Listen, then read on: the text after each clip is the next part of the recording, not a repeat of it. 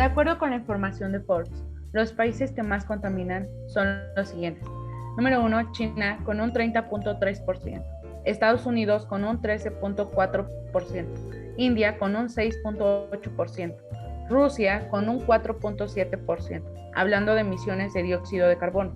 En la búsqueda de saber qué país tiene más inmigrantes, de acuerdo con la ONU, nos dice que el primer país con este fenómeno es Estados Unidos con 51 millones, después tenemos a Alemania y Arabia Saudita con unos 13 millones, Rusia con 12 millones, el Reino Unido con 10 millones y finalmente a los Emiratos Árabes Unidos con 9 millones.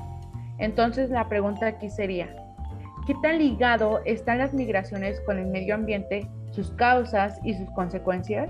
¿Es mayor o menor el daño?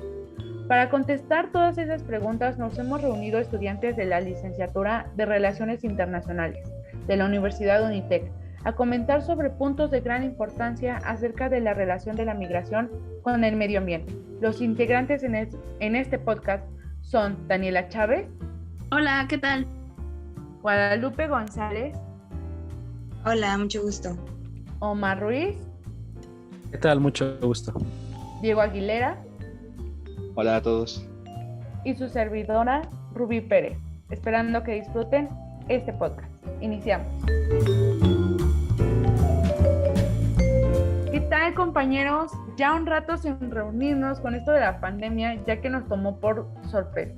Cuando inició todo este escándalo de la pandemia, recuerdo que tenía una clase de mercadotecnia internacional y el profesor nos preguntó que si en ese momento con pandemia nos ofrecieron un viaje todo pagado a China, ¿iríamos? Obvio que la respuesta fue sí.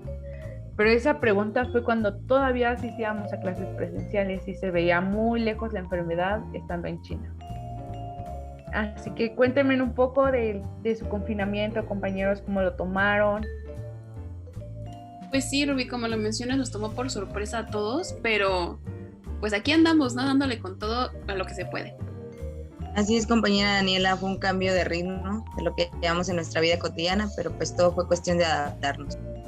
Concuerdo con ustedes, compañeras, ya más de un año de confinamiento, aún recuerdo ese día 13 de marzo del 2020, pero como ustedes bien señalan, hay que seguir adelante. Muy bien, compañeros, con sus argumentos puedo darme cuenta que supimos adaptarnos muy bien al confinamiento. Damos inicio a nuestro programa La Ruta Migratoria con el tema del día de hoy, que es la migración y el medio ambiente. Para empezar, la migración es un tema a la vez muy complejo, pero cuanto más te adentras a este tema, es un sinfín de diversos subtemas, añadiéndole que ha sido un tema muy explotado por las noticias. En cuestión del medio ambiente, yo he notado que desde el 2019 se inició un gran revuelto en las redes sociales con tipos de challenges, hashtags, campañas, esto de cambiar el plástico por cosas naturales, entre otras. Pero la relación de la migración y el medio ambiente tiene dos enfoques. Número 1, la migración puede ocurrir cuando hay un desastre natural y el lugar se vuelve inhabitable, mientras que en el segundo enfoque tenemos el aumento de contaminación en los países en donde llegan los migrantes. De acuerdo con la Organización Internacional para las Migraciones, nos dice lo siguiente: la relación entre migración, medio ambiente y cambio climático es compleja y multidireccional. Los flujos migratorios pueden a su vez tener efectos negativos y positivos en la capacidad de asimilación, el medio ambiente de las zonas tanto de origen como de destino. Además, las condiciones ambientales raramente actúan como un único factor determinante de la migración. Para entender lo anterior, tenemos que entender primero que los migrantes por motivos ambientales son personas o grupos de personas que principalmente en razón de un cambio repentino o progresivo en el medio ambiente que incide adversamente en sus vidas, en las condiciones de su vida, se ven obligados a abandonar el lugar habitual de residencia o optan por hacerlo, ya sea temporalmente, con carácter permanente o temporal, y se desplazan dentro del país o al extranjero. El incremento de la frecuencia e intensidad de los desastres naturales, repentinos y paulatinos relacionados con el clima, conlleva mayores probabilidades de que se produzcan emergencias humanitarias, con consiguientes desplazamientos de población, llegando a las consecuencias adversas del calentamiento, la variabilidad del clima y otros efectos del cambio climático en las condiciones de vida, afectando a la salud pública, enseguida la seguridad alimentaria y la disponibilidad del agua potable. Pueden exacerbar las vulnerabilidades y fomentar la migración. Otra consecuencia es la subida del mar, que puede conllevar la inhabitabilidad de las zonas costeras y las islas de baja altitud. Y otra consecuencia es la competencia por los escasos recursos naturales. Pueden generar tensiones y eventualmente conflictos. Los factores determinantes del medio ambiente y del cambio climático juegan un papel notable, cada vez más decisivo en la movilidad humana. Así que, ¿qué te parece si nos platicas un poco más de esto, Diego? Claro que sí, Rubí. Muchas gracias. Y bueno, pues aparte de todas las razones más obvias por las que a todos y cada uno de nosotros debería de preocuparnos el efecto que el desarrollo causa sobre nuestro planeta, me tomo la libertad, querida audiencia, de preguntarles: ¿sabían que solamente en el área de Centroamérica y de México, para el año 2019, se estimó la llegada de alrededor de 2 millones de migrantes debido a las fluctuaciones climáticas? No sabía este dato, Diego. Sí, fue algo impresionante para mí saberlo. Lo desconocía completamente las cifras y el dato. Sí, son cifras que no nos imaginábamos, pero pues vaya que sí son muy altas. Y está muy interesante que lo menciones. Así es, estimados. A medida que se calienta nuestro planeta, aumentan las sequías y las épocas de calor, así como el desfase tan drástico de las temporadas del año, con los veranos cada vez más largos, como se pueden sentir claramente por aquí, y los inviernos más cortos. Viene de igual manera una fuerte disminución en la fertilidad de muchas tierras de población cuya labor principalmente se enfoca a la cosecha y a la siembra, debido a que hay zonas en las que llegan a pasar semanas e incluso meses sin que caiga una sola gota de lluvia. Además de que con el constante aumento del nivel del mar, por la velocidad a la que se derriten las placas polares, muchas partes costeras del área centroamericana se volverán inhabitables en un futuro muy cercano. Según un estudio del Centro de Monitoreo del Desplazamiento Interno, o por sus siglas en inglés, IDMC, cerca de 1900 desastres naturales provocaron unos 24.9 millones de desplazamientos en 140 países en el 2019. Así es, y esta es la cifra más alta jamás registrada y triplica el número de desplazados por conflictos y por violencia. Ahora los dejo para seguir un poquito más a profundidad con el tema con mi compañera Lupita. Muchas gracias, Diego. Y así es, compañero. El cambio climático es hoy en día muy importante. Es por eso que ahora les compartiré cuáles son esos factores y agentes que intervienen en el cambio climático. Los seres humanos son los que influyen cada vez más en el clima, así como la industria, lo que es el transporte contaminante, ya que emiten gases que atrapan calor en la atmósfera y por tanto contribuyen al calentamiento global, predominantemente dióxido de carbono. La deforestación, impulsada por el avance de la frontera agrícola, que hoy contribuye con el 18% de las emisiones de gases de efecto invernadero, más que las emisiones de todo el sector de transporte, y que afecta anualmente a unas 3.000 hectáreas de bosques, una de las tasas de deforestación más elevadas a nivel mundial.